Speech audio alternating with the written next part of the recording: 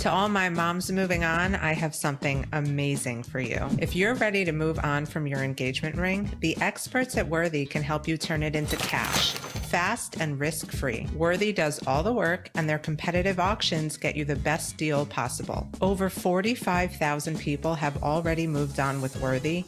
Are you ready to move on too? Visit worthy.com/moms to get an extra $100 when your jewelry sells for over $1,500. That's worthy.com/moms for a special bonus offer just for the Moms Moving On community. Money is a tool.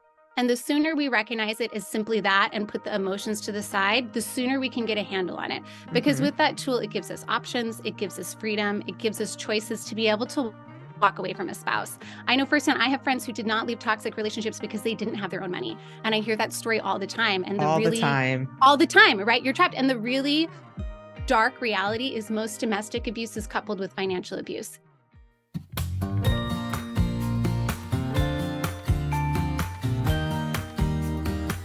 Welcome back to another episode of Moms Moving On. I'm so happy you're here, and I'm so excited for you to meet our guest today. Her name is Ashley Miller, otherwise known as Madam Trader.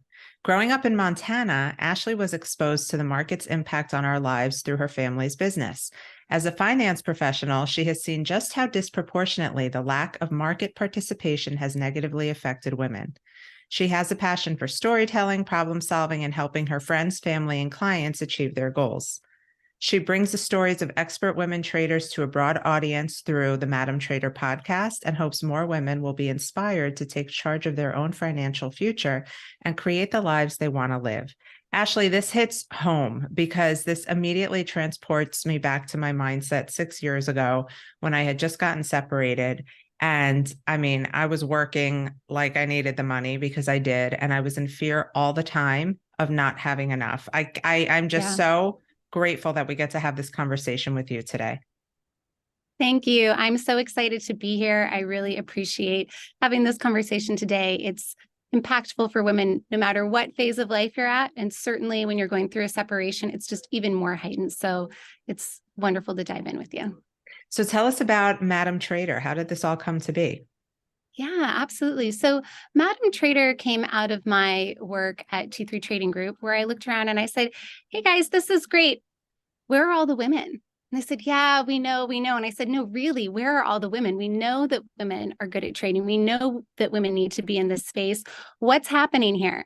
And for so long, markets and finance have felt really off limits to women. I mean, they actually were until the Fair Credit Act in the 70s. You couldn't get a loan without a male cosigner, right? It's always been a very male-dominated field, even though there's all this research that shows that women are very good at managing risk, really good at sticking to a trading plan.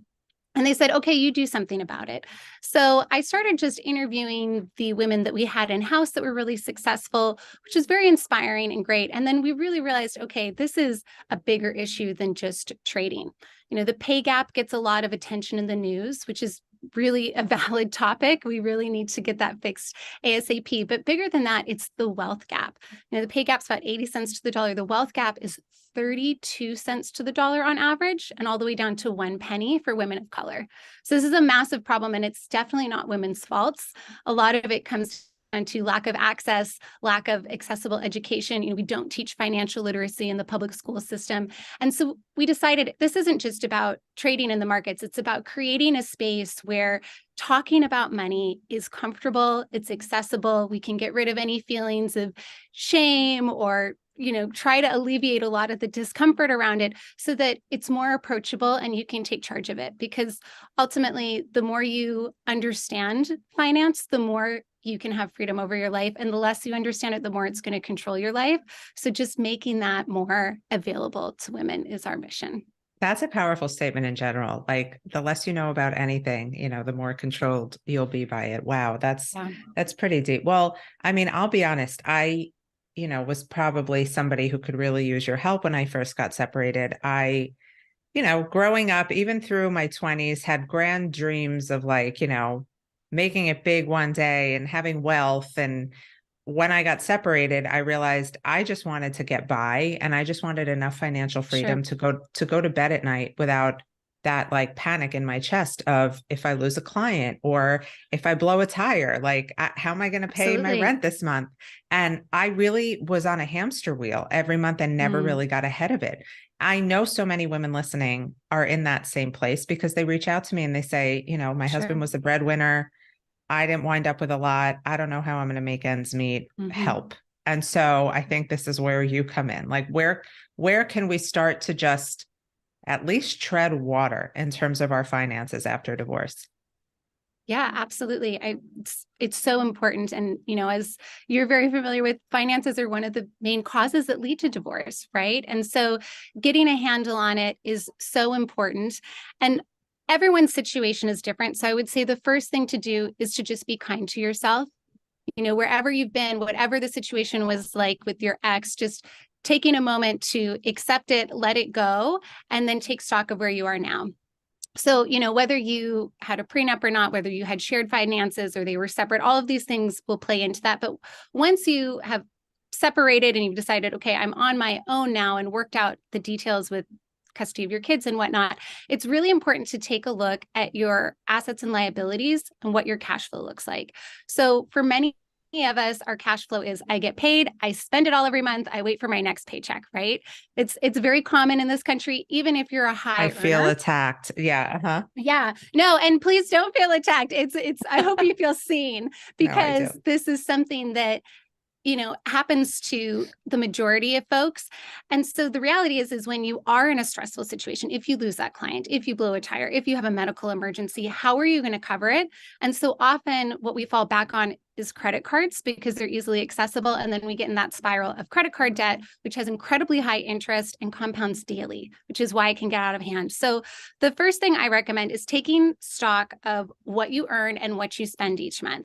And that can be pretty sobering if you've never done it before. It's definitely a little intimidating to pull up your credit card or your bank statement and say, "Ooh, where is this going?" You Well, know? every single woman I work with, Ashley, everyone who gets divorced has to fill out a financial affidavit. Yeah, And women will come to me with, the attachment in their email, like, I can't do this. And I'm like, no, but you have right. to.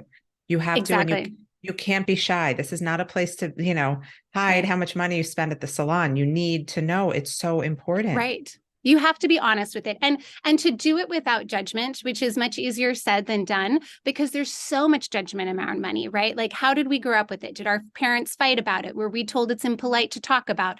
Did our ex or whomever judge us for getting our nails done? Women are held to this very high standard from, beauty and grooming metrics, but then we're told it's frivolous to spend money on our nails, which is a total joke, right? So you need to look at where this is going, be really honest with yourself about it.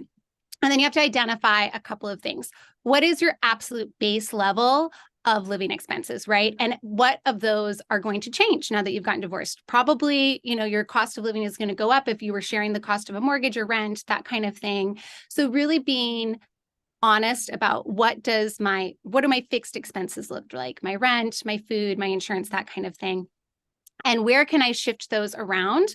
A really common one that I see that can be adjusted and give you a little more breathing room is vehicles. Vehicles Yes. are a very big expense. And as nice as it feels to have a fancy new car, an old car is going to get you the same place as the new car gets you. It's a good And so, point. just looking at those shifts and then to having a conversation with yourself about your values, right? Is having that breathing room going to give you a sense of relief where you can then focus on getting through this transition for yourself. And when you're in another place down the line, maybe it does make sense to have a new vehicle, but just really taking stock of those things and even the things that you're spending money on that maybe don't align with your values. A lot of times we will spend on things as a coping mechanism. And it's not necessarily self-care. Sometimes it is, but there's a lot of verbiage out there that can be really down putting on women, which I hate. Like, oh, just don't buy lattes and then you'll be a millionaire. That math doesn't work out, right? If buying a latte Not for truly, me. no, it Yeah. doesn't work out for anybody. It doesn't work out for Warren Buffett either, right? If buying that latte brings you joy and gets you through your day and it's in your budget, great. If it doesn't, and it's just a convenience because you're stressed out, can you make coffee at home? Can that be one thing that you shift, right? And so it's looking at all of those things and then finding the gaps where you're like, I'm spending money on this, but I'm really not getting anything out of it. So that's really the first place to look at. And then, it's a double-sided equation. There's only so much you can bring your costs down. There's infinite possibilities for earning, especially when you're investing. So as an employee, right, there are limits within company budgets and in certain careers on what you can earn. And a lot of times, we're underpaid for a myriad of reasons. So reevaluating either in your current situation, is there room for more compensation here, or is it time to start that side hustle, go to another company where I will get a promotion, that kind of thing. How can you bringing in as much as possible and then not have that lifestyle creep, which we're all guilty of, right? It's so nice when you start seeing, oh gosh, there's more coming in each month. I'm going to treat myself to more things. And you can, it's just being intentional about it so that you don't end up in that same in and out paycheck to paycheck situation. Yeah, that's great advice. And I Yeah. think for so many moms, because I mostly work with moms, they'll say, they'd rather go without so that their children Of can course. still experience what they were Right. used to before the divorce. And part of me is like, I think we don't have to put a monetary value on children's experience after divorce. Like children do Mm-hmm. not remember what you spend on them. They remember how you make them So feel. But I true. also understand that feeling of inadequacy when maybe the other parent is the higher earner with more money and Mm-hmm. can do all these fancy things and you can't. So how important do you Right. think it is for moms to budget a little bit of that fun money to use for their children and all the things that they like to do with their kids? Yeah, absolutely. I think it's incredibly important. I think you nailed it. That's a huge value for moms, and most moms I know will say the same thing. They want their kids to have these wonderful experiences. And at the same time, you're right. Just being with your mom, and as someone who's lost my mom, I can tell you I don't remember the things that they spent money on. I remember how she made me feel and the Oh, experiences with her. And that's really ultimately what every childhood is about, right? Are you there for your kid? Are you sharing these moments and experiences with them? So I think the fun things are important. And this also comes down to conversations with your ex, and hopefully, you've had an amicable separation where there can be some co-parenting here where it doesn't feel as lopsided and like one parent's the fun one and the other one, we just sit at the park or whatever. But definitely that's something to build into your budget. So the next step after you've gotten a hold of your cash flow, right? If you're someone who is not dealing with a lot of high interest debt and you're ready to build up the fund bucket, I would say definitely putting that towards kids is important. And like you said, a lot of moms will put that before themselves. I would say it's a lot like on an airplane, you got to put your own oxygen mask on before assisting others, right? mhm. You do have to have some money set aside to take care of yourself too, but it really is important to treat that with respect and not feel bad about spending money on yourself or your kids. I think we can get into these spirals where we question our choices around it and we feel judged by it. But really, at the end of the day, it's your money, it's your life, and it's your values. So what's Yeah. important to you, right? And once you've gotten that cash flow figured out and you've worked down the expenses, you've worked up the earning, then really you're going to find the sweet spot for yourself. A lot of times you'll hear the recommendation of 50-30-20, where people will say 50% of your income goes to expenses, 30% towards the fund set, 20% towards investing. And at Madam Trader, we really encourage to shift that a little bit where your expenses get lower than 50% and your investing and your fund stuff is more equal, or even eventually the investing is higher than the fun stuff. And now that doesn't mean you've got like this sad life where you're not doing anything fun. It's just as you go along, being able to build more towards those long-term goals as you enjoy your life. So I would say definitely keep room in your budget for your kids. That can be a non-negotiable for sure. It doesn't mean that you're competing with your ex and that you're getting yourself into credit card debt or ignoring some of your other goals. It's finding that equilibrium and knowing where you're at now and setting up the building blocks to get to where you want to be in the future. Yeah, I think that's great advice. Also, that competition with the ex, I see that really hurts a lot of people financially, both men and women. It's Oh, like absolutely. everyone's trying to outdo each other without realizing that this isn't necessarily what the kids need. So that's a really great point you bring up. So you talk a lot about investing, and I know that you are an expert in that.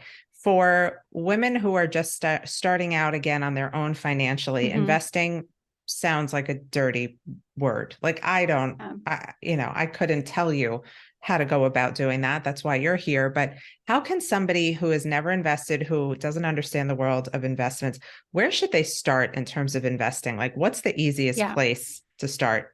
Absolutely. I think the first thing to do is to address what you just said, that investing feels dirty. So often we get these opinions about money of like, it's beneath us, it's very negative, we don't want to look greedy. And money is a tool. And the sooner we recognize it as simply that and put the emotions to the side, the sooner we can get a handle on it. Because Mm-hmm. with that tool, it gives us options, it gives us freedom, it gives us choices to be able to walk away from a spouse. I know firsthand, I have friends who did not leave toxic relationships because they didn't have their own money. And I hear that story all the time. And All the time. all the time, right? You're trapped. And the really dark reality is most domestic abuse is coupled with financial abuse, because if you don't have your own money, you can't leave. So it's one of these things where it's like, it really can be life and death. And even if you have the most amazing partner in the world, life happens. People can get sick, people can die, businesses can go under. There's just so many unknowns. So to not take care of yourself, it's not only a disservice to you, it's a disservice to your children, it's a disservice to your future. And it doesn't have to be this taboo, uncomfortable thing. So I would say, even before you get to divorce, having money conversations is so important to really have a hold of your financial health, just like you do your physical, mental, emotional health. So, whether you're divorced or not, once you've gotten a hold of your budget, there's a couple of things to look at pre-investing. Do you have an emergency fund? This is so, so important, because if you lose a job, if you have that medical emergency, where is that money going to cover it from? And it should be in a liquid account. So that is, checking and savings are a great example of money that's easily available. Mm-hmm. You don't want your money just sitting in these non-interest bearing accounts, because they're losing value to inflation. So you want to make sure you've got 3 to 6 months in a high yield savings account, which right now the interest rates are pretty good on those. They're close to 4%. So you're making something on your money and not just losing value to inflation.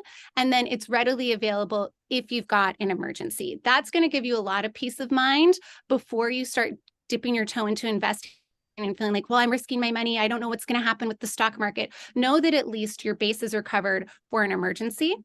And then if you're somebody that does have debt, like most of us in America do, making sure you've got a plan for that too is also going to make you feel more comfortable with investing. So if you have high interest debt, anything above 7%, so this is going to be credit cards, sometimes it's student loans, you want to get a plan in place to pay that off, because it's, again, eating away every day. It's building up on interest if it's credit cards. You want to get that paid down. And then once you only have low interest debt, like a mortgage or maybe, a consolidated personal and something like that, those can be kind of standard payments as you start to invest. So it's really like taking care of your health from the ground up, right? We've got to make sure we're breathing well and drinking enough water and getting our sleep and all those things. And now we can start to exercise. So now that you've got the base elements in place and you feel like, okay, I've got a handle on my budget and my earning, my emergency fund is ready to go, I'm getting this debt paid off, then it's looking at the picture and saying, okay, where am I putting my money for my future? And the reason investing is so important, it's what we just talked about with the time value of money, right? Inflation, we're all really aware of in the current market environment, eats away the value of our money. And we have less buying power this year than we did a year ago. So the way you combat that is not just to earn more or to save, but you have to be investing, because when you invest, you earn interest. And when you're earning interest on interest, it compounds. And over time, there's an just exponential result, right? If you were to save, $1,000 a month in a savings account, you've got $1,200 at the end of the year. If you're putting it into an interest-bearing account or the stock market, you're earning interest. Now, the thing to remember with paper assets, with stocks, bonds, mutual funds, that kind of thing, is these are actively traded instruments. You're not guaranteed a return. So that means Right. every day people are coming. They used to come to the physical exchange. There's a few people have to do that, but mostly online to buy and sell and trade in value. And I think it can feel a little overwhelming and intimidating. And like, what is this? What's happening? There's so much jargon. Trading and investing can be as complicated or as simple as you want to make it. And once you've committed to, okay, this is important for my long-term goals, I want to do this, the easiest way to get started is to automate it and to use a, trusted robo-advisor site where you can just have that money going into an index fund that's balancing out the risk for you and continuing to cost average in as you put that money in. So couple of things I said there. I'll back up to kind of I'm talk like through this. index fund, Index fund, ABC, yeah, one, two, right, is all three. I this don't stuff, know. right? So a stock, right, is a piece of ownership in a company, and you can buy and trade individual stocks. People do this typically on a shorter time frame to capitalize in moves in the market, right? Okay, there's the war in Ukraine, there's earning reports, different things will make price go up or down. In the long term, historically, the stock market has gone up. Now, it's cyclical. Right now, everyone's talking about a recession. We're dipping our toe into that. It goes both directions. So you have to know your time frame. If you're investing, it should be mid to long term. So you don't want to be putting money in an investment account that you're going to need for that emergency, to pay off your credit cards, to pay your rent, right? This is money that's going to future goals. And when you're buying an index fund, what you're doing is you're buying a big basket of stocks altogether. So rather than having to bet on Tesla or Apple or whatever and say, I think this is going up because I hear people talking about it, you've got this fund that has balanced your risk. So there's different stocks from multiple companies. So some will go up, some will go down, and you're balancing that out. So you're not going to have crazy returns or crazy losses, but over time, you should see a steady increase. And when you leave your money in there, historically adjusted for inflation, returns on the stock market are 8%. So it's really like 10%, but we take out 2%. That's the standard for inflation we want to hit. So if you put $100 in an index fund and you get 8% at the end of the year, you're going to have $108, right? So that doesn't sound super exciting. It's something. You leave it in, the next year you're earning interest on that $108. So you don't just have another $8, you have $8.64. And this is where it's so important to leave your money in. It sounds like nothing, but the longer you leave it in there, the compounding is exponential. Einstein called compounding interest one of the greatest wonders of the world because of this. It just goes so fast once you've hit a certain amount of time in there. So you've really got to be committed to your goals, but this is one of the reasons so many women end up retiring impoverished, because they haven't invested and they haven't let their money compound through their working lives. And now they're just sitting on savings that they'll drain down. So it's a hard topic to talk about in the beginning because it's this far off goal. However, I would say, what do you want your life to be like with grandkids? What do you want your life to be like when your working years are over? What do you want your life? Do you want to work your whole life? And if the answer to that is, I want to be able to spend time with my family and loved ones, I want to travel, I don't want to be stressed about my bills, you have to invest. There's only so much you can earn. There's only so much you can save. But compounding will definitely get you into a place where you can have real financial freedom.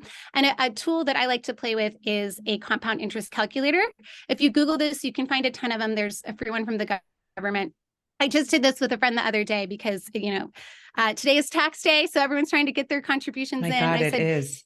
Yeah, right. It's so everyone's stressed out about that. And I said, look, if you put your contribution for your IRA in for 2022, like you've got that extra money compounding. If you miss the deadline, you're losing out on that. So let's look at that. So the 2022 limit for an IRA was $6,000, and we put in 8% over 30 years. She'd end up with $75,000 at the end of 30 years with compounding interest. Yeah. That's amazing. So you're leaving all of this money on the table by not participating.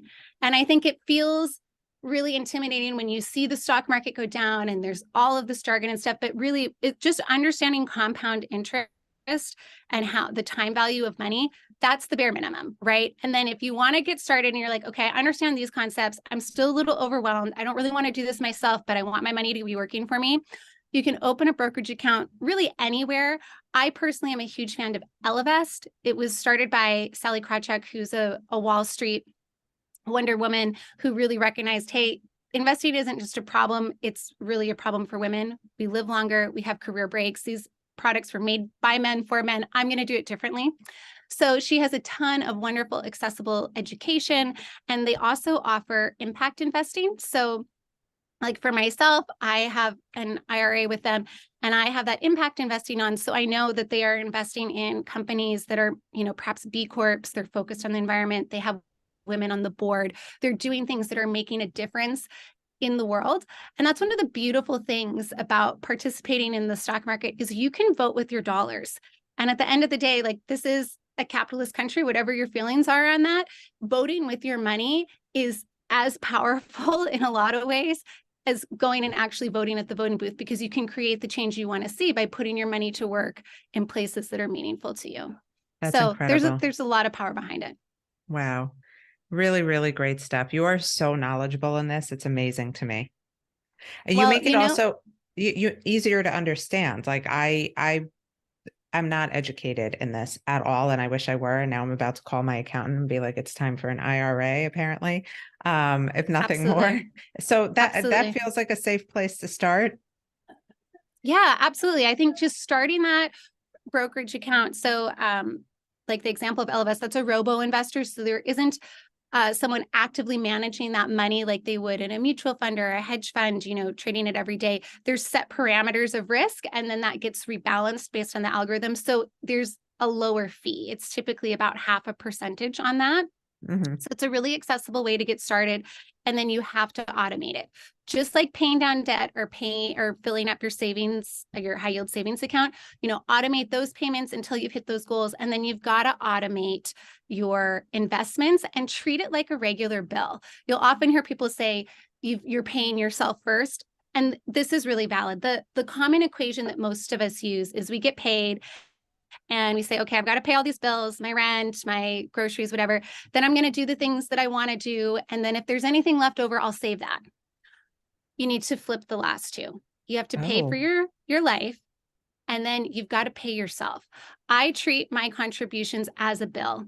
I've been in situations where I've been between jobs, I've been strapped, whatever, and I do not change that contribution. And I've been able to do that because I had an emergency fund saved. I was prepared for these leaner times. And that way my money keeps compounding for me, and you keep cost averaging in. So you'll hear that a lot. What cost averaging in means is, like, right now the market's in a little bit of a slump. We're anticipating a recession and more of a longer term bear market, meaning it's going down. So that oftentimes makes people nervous. But what that means is you're buying all of these stocks on sale, right? They have a lower purchase price at the moment. They're not going to stay there forever. Some of them will go lower. We definitely haven't hit the bottom, but over time, historically, they're going to rebound. And again, that balancing of what you've bought will definitely rise up. So really, when people say they've won or lost in the stock market, I always say, well, where did you get in and where did you exit? Right? If you right. haven't sold that, then you haven't won or lost anything.